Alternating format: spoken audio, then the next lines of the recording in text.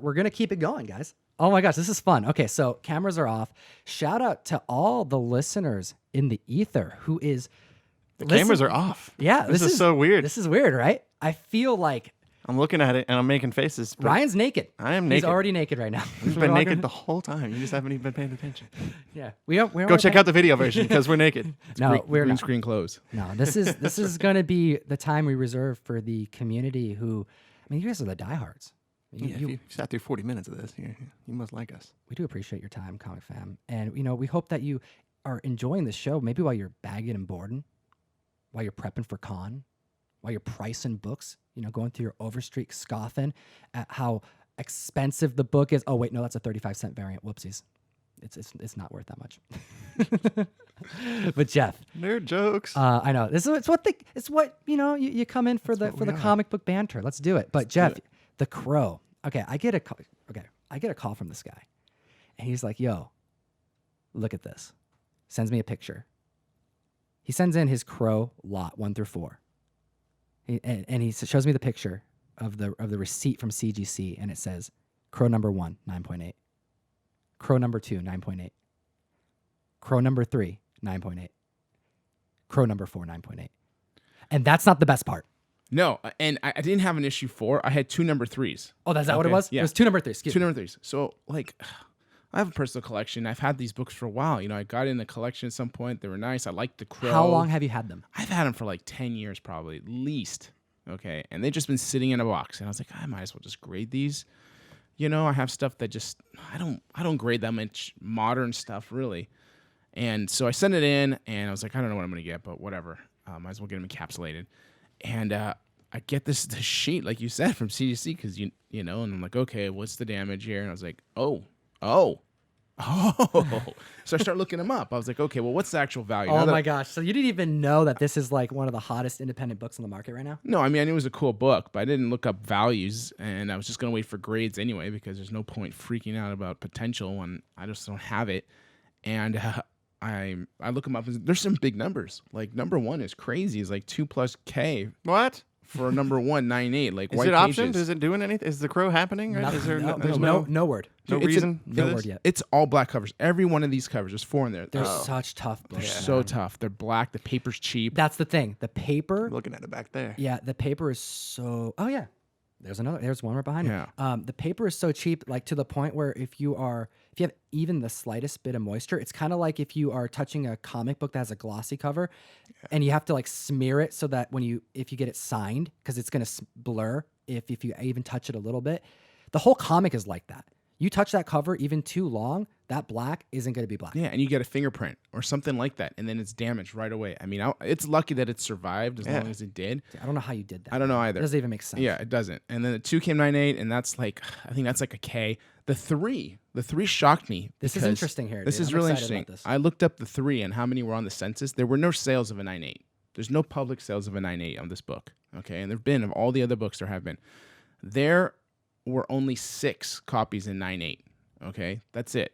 That's it on the census that have been graded. Not counting the 2 you just got. Not counting the 2 that I got. And the number 1 has 20 plus. Number 2 has probably 20 plus.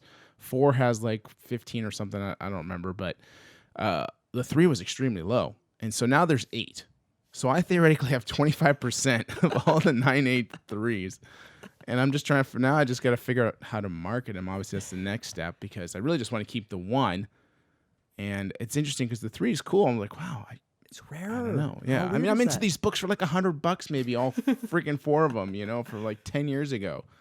So, anyways, that's my cool CGC, story. It's awesome, man. I freaking love that. I love that you own 25% of the Crow number 3 9.8 market. So weird. It's fantastic. It's a great book, man. It's who said? Who said it? Brian Polito in my Lady Death interview. It didn't even make the final cut, but he mentioned that the Crow is what Watchmen is to a lot of people, but to him, that's what it is. And for me, it's the same. The Crow is, it's I gave it to you. I'm like, yo, Ryan, you didn't freaking read it. I see it in your face. You hear on the audio show, I'm looking at Ryan. I just made a face at the camera too, and it's a hard habit to break. But yeah, I still have it. Oh it's my sitting God. there. See, this is somewhere. it's a problem, man. It's like when I get trades, I say I read them once and I kiss them goodbye because I know that as soon as I let someone borrow it, I may not see it for a year.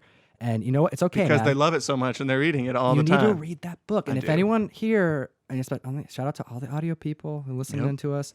Really do appreciate you guys listening to us. You got to read The Crow. It's a beautiful story. The art is fantastic, and it's just one that I regularly think about that book. It's I a haven't even weird seen thing. the movie either. My! You haven't seen the movie at least? No. What's wrong That with you, movie is man? really good. No. Brandon Lee's buried up here, dude. You should not. I've been to his grave twice. I've never been. I never. You got to saw pay the your movie. respects, man. I paid You respects gotta- in that you gotta way, watch but, that, man. yeah. It's fantastic, dude. It still stands, man. Go hate on me at Fire Guy Ryan on Instagram. Okay, but let's not hate on you just yet because maybe you can redeem yourself because I am getting so many tags. You know who did a review on this? Anna reads comics. Yeah, Anna reads comics on Instagram. Did a review of this comic. Or Anna, if we're being correct. Yeah, it's an exciting book. It sounds like there's some stuff happening in the X-Men universe that's got people excited for the first time in a while. That's the main reason, I think, because X-Men, most people, I think, the general. Oh, okay, hold on. We got to say it. This is for our audio. You guys fam. get. You guys get the all behind the scenes. I got to break it behind the scenes. So we record this in the garage because we are recording this. This is this recording studio. This is my garage. Independent, baby. That's right. That's how we roll. And and I'm gonna throw that out there since we're talking about that too.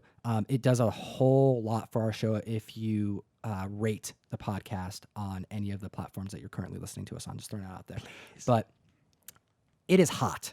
It's July 31st. It is too hot. And here's the problem. It's either too hot in here or it's too cold. In a month, it's going to be too cold. And in order to get through this show, Jeff had to have a bag of ice sealed that he had to sit and lay back on in the chair. But here's the thing. Our audio is so good that if you move, you're going to make noise. And this guy, you did a good job the whole show. I forgot you had the bag of ice. Until just now, until you pulled out this ice water. Ice water. Half melted bag of ice. Now you got a drink. You can just, you can open it up. And nice cold beverage. The more you know how to get through a show when it's hot. Okay, but tell me about this comic book, Ryan, because I'm going to start reading this now because of you. Because of me? Yeah. Oh, wow, that's fantastic. I haven't even described it yet. I know that you were excited enough to bring it here. Whenever you bring a comic book. Excited. Thank you. You are excited to read it. Thank you. We need those kind of puns, Ryan. That's why you're here. Right. But the last time you brought a comic book and you're like, yo, you got to read this, dude, and you may want to buy it because it's really good. What was it? It was Naomi 1. Oh, yeah. Yep. So talk to us. Talk to us about this spec. I don't even know if I would say spec. It's not. This, this isn't right? spec. Ryan is not. I'm joking. Okay, good. Ryan is not the spec dude. No. Do not follow him for spec news, but follow him for his enjoyment. I just got a Twitter announcement that said Tom just said it's a spec book. So no. That's right. That's not breaking news. No, breaking news. Oh Watch all the people now. Get all mad at me. Right? Tom said they this would be probably worth... printed like 1 billion copies of this, so I doubt it's going to be worth much. Oh my gosh. Let's just put our foot in our mouths right now. No, I'm just kidding. But for real, talk to us about this book, Ryan. So they X-Men, I would say, hasn't been. Well, I can't say that. I haven't been involved directly in X-Men recently, but I would suggest, I would argue that the comic community at large has not really cared.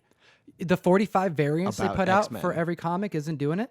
Right, and the constant relaunching they always do. And my boy Bendis was even writing X-Men for a while a few years ago, and even that couldn't get me to check it out. I checked out the time travel X-Men story that they had when the original X-Men came to the future, and it was like, okay, this is kind of cool. When Fire Guy Ryan says Brian Michael Bendis couldn't get him into it, you know that it's a problem. Yeah, he's my man, and even that it was okay, but it didn't grab me. It didn't pull me in. What's going on with this? This one, they had Jonathan Hickman. Now, a couple months ago, Marvel just put out a teaser in their comics that just said Hickman and Marvel, and it gave no other information. That's all you have to say, man. The Avengers run. He is one of the greatest writers, I think, in at least modern comic books because of his ability to plant seeds, which is an interesting phrase because this book has a lot to do with seeds and pills and medication. It's very strange, but he's known for crafting a story that will take years to develop, and you can tell that he's laying the groundwork here. This is House of X and Powers of X. They are two miniseries that House of X came out last week. Powers of X is premiering this week, and they're coming out weekly, alternating. It's going to be 12 little issues, 6 each, and they are building the groundwork for the X-Men universe moving forward. Like Jonathan Hickman's criteria was to completely wipe out the entire X line and give him carte blanche to just do what he wants. That's Marvel saying we need help. Yes, they do. They did. And this relaunch, I don't even really care for X-Men, and I jumped in with both feet here, and I'm kind of blown away because of the way that he took what was, and he's able to kind of make it something. The I don't know, how do you pronounce it? Krakoa, the island, I think from Giant Size X-Men, Yes. right? Yeah, the living island. Yes. Xavier has taken that island, and it is now like a nation state, as they call it in this story. So every mutant is living in this island, and they have the ability to. Oh man, I can't. Oh, this is so intense. Like, I'm excited. I'm already saying hell yes right now under my breath. That sounds great. yeah, like Xavier has figured out a way to. How do they even describe it? I'm just gonna open this. There are seeds, right? They have parts of Krakoa that they can plant in different places, and they like grow and become a portal. Okay. So anybody can travel anywhere through these things, and that there's also technology that they're able to develop on this island that allows disease to be cured and allows life to be extended for essentially it's lost. specific This number is- of time. You like this because it's lost. It feels a lot like Lost. I'll put it that way. I like Ryan to compare is- a lot of things to Lost because I love Lost. Ryan works for the Dharma Initiative. I wish.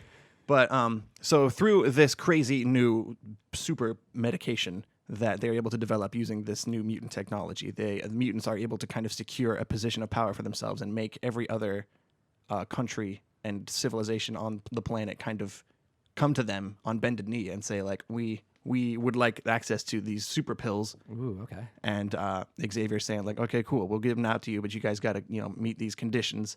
Like, we are a separate, standalone nation, basically. Ooh, interesting. There was a really cool scene in House of X, issue 1, where there's a group of evil mutants like Sabretooth and Mystique and Toad are breaking out of some corporation, and they have a little thumb drive with some info on it, and they get attacked by the Fantastic Four.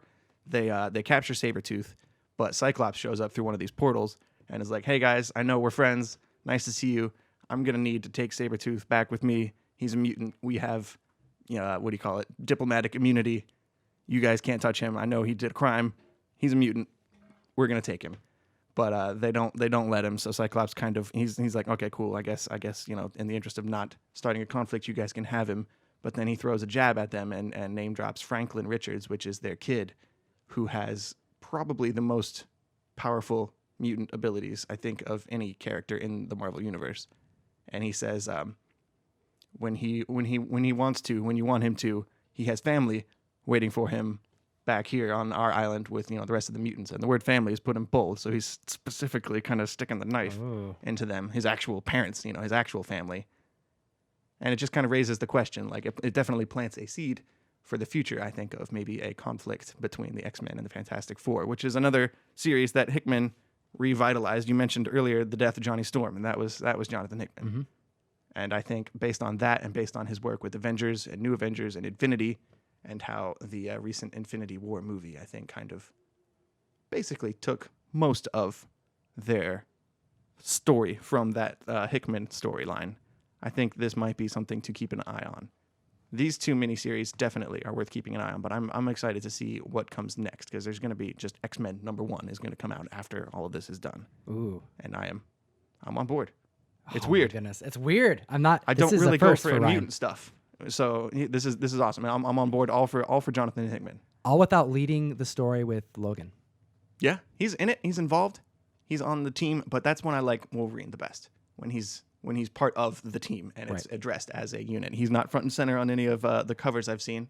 Yeah. At least in this connecting variants I have. He's part of the team. He's in the picture. He's not front and center. I love it. Fantastic. That's our show today. Thank you so much, guys. I do appreciate your time. Thank you to the comic community, the best community in the world. Geek responsibly, and we will see you next Sunday.